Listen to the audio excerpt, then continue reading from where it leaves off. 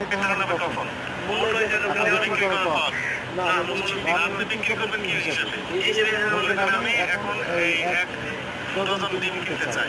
আপনি কত করে দাম নেবেন? আমাদের থেকে যে মাল উঠেছে না, মাল উঠানোর পর আপনি স্লিপ দেওয়ার পর আপনি স্লিপ দিলে মাল উঠাইতেছে দোকান বন্ধ হলে যে